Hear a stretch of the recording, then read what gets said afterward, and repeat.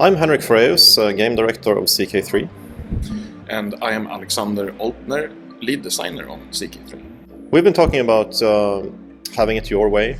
CK3 over CK2 is mostly about player freedom and progression, building up something that lasts throughout the ages.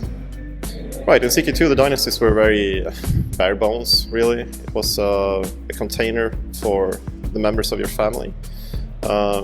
And the only thing that it did, essentially, was that it was game over if you were no longer part of your own starting dynasty. In CK3 we massively improved what dynasties do and made them the vehicle for a level up mechanic and progressing, something you can build up over centuries and that you get to keep. And we've done it in different ways. There are now houses to a dynasty, cadet branches if you will, that have a head. That's a character who has control over all the members of the house.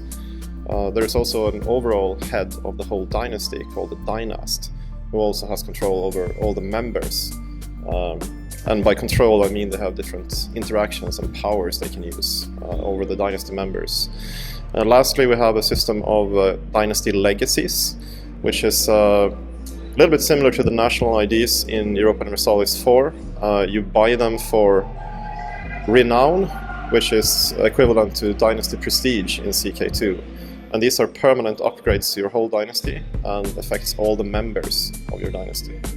In CK2 there was a system called lifestyles, which was very popular but kind of bare bones. And in CK3 we've gone much deeper with this. So a lifestyle is now contains 3 different skill trees. With how many is it? It's 15 in total, and a ruler picks a focus, and depending on their starting situation or what situation they are in at the current moment, and then they start gaining experience passively, as well as they will start to get events where they have opportunities to unlock even more perks or gain experience, and eventually they will reach the bottom of the tree, which gives a powerful perk, and then they can move on to something else. And depending on what the situation requires, there's a lot of choice. Characters are 3D portraits. They are 3D models that are actually animated and have genetics, kind of similar to The Sims. If 2 characters have children, they will tend to look like their parents and have blending skin tones and facial features and such. That's the visual aspect. Then there are certain traits that can be reinforced and leveled up, such as intelligence. If 2 intelligent parents marry, they can have genius children. Now we're not going too far with this, but it's a playstyle that was very popular in CK2 and that we also want to cater to some degree. CK3's map is much bigger in scope. All the little holdings that existed in CK2 that were abstract in the province view are now actual provinces on the map. So every barony, every city, temple and castle now actually exists as a place on the map where your armies can stand around. That's the main change. The map is vast and covers even more territory than the CK2 map with all the patches and expansions. The first pillar of CK3 is characters first, which means that we want to bring characters into every mechanic where they didn't exist, and also that they would be more expressive in how they look and act, and that the player notices what kind of characters they are. The second pillar could be summed up as have it your way. It's about player freedom and progression to shape the world around them and cater to their own player fantasies. And this is reflected in both the lifestyle system with the skill trees, the dynasty mechanics where you level up your dynastic legacies, for example, and also that you can shape your own religion to cater to your playstyle. The last pillar is user friendliness, which is that both making the games easier to get into, of course, but that's only part of it, but also that all the information you need should be available and digestible for players within the game, and that they should know what they can and perhaps should be doing at any given point in time.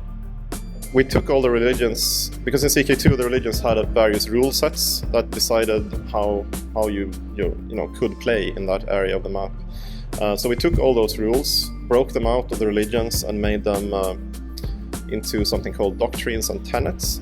So now basically religions, or faiths as we call them in CK3, are made up of a collection of these tenets and doctrines. There are also a whole lot more of these rules than in CK2.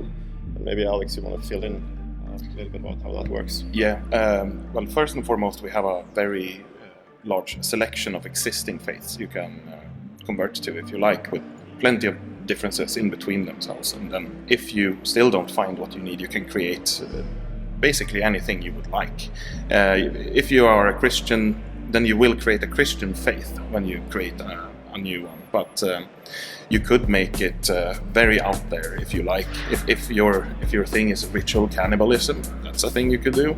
You can have full gender equality, or there's so many things. You can make yourself the religious head and assume authority over the church.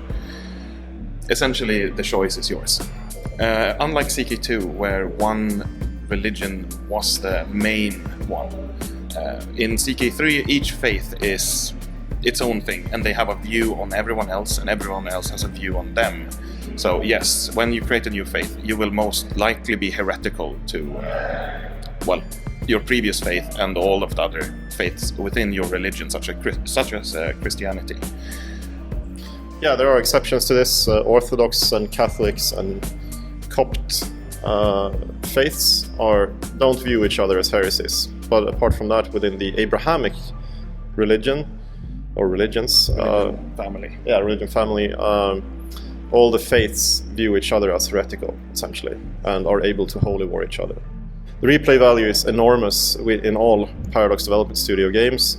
You can play out any player fantasy you like within this era, essentially, and try any number of different things. So it's pretty much endless, and we have a lot of players with over 2,000 or 4,000 hours in CK2, for example, and I expect it to be very similar in CK3, or even more. We have a good tutorial that is sort of inspired by the one we have in Stellaris, and then once you're in the game, there's also a lot of hand-holding in terms of suggestions offered to you and information available in tooltips within tooltips, and an in-game encyclopedia as well. So I think it's pretty good. It's not revolutionary perhaps, but it's a big step forward from our previous games. We're now in alpha, I would say maybe late stage alpha, so we're probably going into beta fairly soon. And we're pretty confident to get the game out next year, as I mentioned during the announcement show. Would it be available for Mac players too?